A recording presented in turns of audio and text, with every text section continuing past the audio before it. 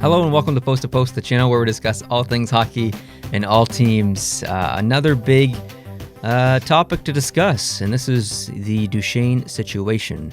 Now, it started off the day where people thought he was going to sign with Montreal. He met with them this week. He had a lot of positive things to say about them. He started following Montreal Canadiens players on Twitter, but it looked a little differently midday because he decided to sign with the Nashville Predators. And we're going to break down this entire contract for you here. It is $8 million average for 7 years. So the contract is as follows.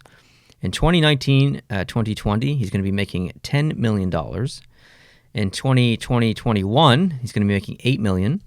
In 2021-22, he's going to be making $10 million. In 2022-23, he's going to be making $8 million. 23-24, he's going to be making $9 million. And then a modified no-trade clause comes into play. 24-25, he's making $6 million, again with the modified no-trade clause. And 25-26, he's making $5 million, again with the modified no-trade clause. So that's a really interesting contract. Some contracts are like 7 years, $7 million. You're getting, like, there's no signing bonuses, there's no weird structure, it's just straight. This one's all over the place with clauses, and he's getting paid different amounts in certain years, and it's just a weird structured contract. And it's not rare, we see them in the NHL. But yeah, that's what it's going to be. It's a front-loaded contract, which most are. He is a centerman and a left winger going to a team that has so many options. Like, David Poile has done a tremendous job with that roster as far as getting players who can play multiple positions. You have Johansson, who's a center and a right winger, Granlund, who can play center and a right winger, Smith, who's a center and a right winger, Arvidsson, who can play both wings, Yarncrow, who can play the left winger center, Watson, who can play left winger right wing, Salmaki, left winger right wing, even Colton Sissons can play right wing and center. And now you have Duchene, who can play left wing and center. So, like, the options are there for Peter Laviolette to use Duchene as he pleases.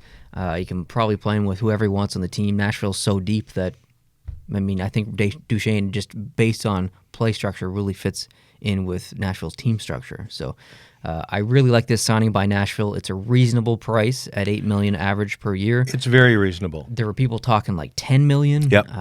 I don't necessarily see Duchene being a $10 million player. It's been an interesting last 24 months for Duchene. He's played for Colorado, he's played for Ottawa, he's played for Columbus, and now he's playing for Nashville. 4 teams in 24 months, basically. Or less than 24 months, I think. So it's not that nobody wants him. It's just that nobody wants him. In their situation, that this is the first time that someone has wanted Duchene long-term in a couple of years, and it probably feels really good to him.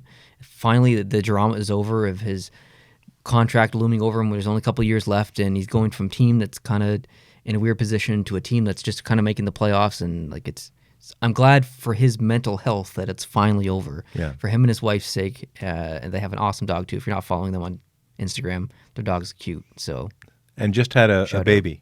And just had a baby. Just had a baby in January, and I think I don't think he was dragging Montreal along just for the sport of it.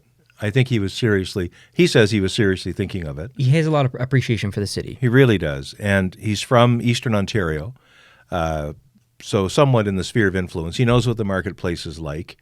I think he really, really wanted to play there, but he also really wanted a lifestyle and a cultural surroundings that was a good fit for him and his family. And I think Montreal probably wasn't that place. I think everything else was fine. There's no questioning this man's talent. It's just all about his fit in certain places. And maybe that's why he didn't hang on in Ottawa, and maybe that's why Columbus wasn't going to be a long-term thing for him. He was really a rental. But he did start to fit in late in the season and he really did, the early playoffs. Yeah. At first, though, the first 12 or 15 games, I wondered if there was something missing. But I think it's just a chance to get into the culture of the team, and he'll do that quickly in Nashville. He's a big fan of that culture, the country music thing. Yeah, he's a country boy. He is a country boy. He's now going to a state where the dollar goes a lot farther because of their tax structure. Exactly, it's in Tennessee. one thing the Canadian teams have been arguing for is to have the taxes taken off the cap. Like, forget the taxes when you calculate the cap. Calculate the cap on after-tax income, not before-tax income. And I think they're right to do that because it makes all Canadian teams a lot less competitive because Canada has higher income tax because it pays for things that are important to Canadians like Medicare, healthcare, which they don't have in the United States. So we pay more in taxes, but we also get more in government benefits that the Americans don't get. And the tax man doesn't care if you're a hockey player or two guys in their basement in PEI. They treat everybody as a taxable resource. So that makes it difficult. So for all kinds of reasons, most of which are very easily defended, Duchene has signed with Nashville, and I think he'll make an incredible contribution to the team. Nashville, I think, fell short this year as to where they wanted to go. I agree. They're fixing some things in their room. We see PK Subban has moved on, and Poyle is doing other things to try to essentially keep the core of this team together and get back to the glory they had a year ago. And I think they're close. Yeah, I think it's a very competitive team. Yeah. And it's worth noting that this is going to be Duchene's last normal contract in his professional career. Once this contract is over, he is over the age of 35, so he'll be eligible for the 35-plus contract, which comes with some certain clauses in itself. For example, teams can't bury 35-plus contracts in the AHL because that cap hit still stays on their cap. They can't bury it. So it's worth noting that this was his last chance, basically, to get that long 7-year last good contract of his career. Not that his plus 35 contract won't be good. I'm sure he'll still be a very good player once he's over the age of 35 and still making or eligible to make lots of money. So he's in a good position. He's with a good team. He's in a great city. I really think this works out for him, the team, and everyone involved. So super happy for Duchene. He's a really nice guy off the ice. I don't know him, but I mean from interviews and Instagram and everything that he posts and stuff. So it seems like a super nice guy.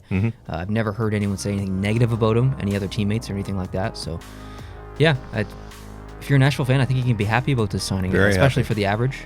And let me know what you guys think down in the comment section, especially Nashville fans. We're really curious to hear your thoughts on this. So thanks for joining me for this video. Appreciate it. Thank you guys for watching. Hope you can subscribe if you're not already. And we will see you in the next video. Adios.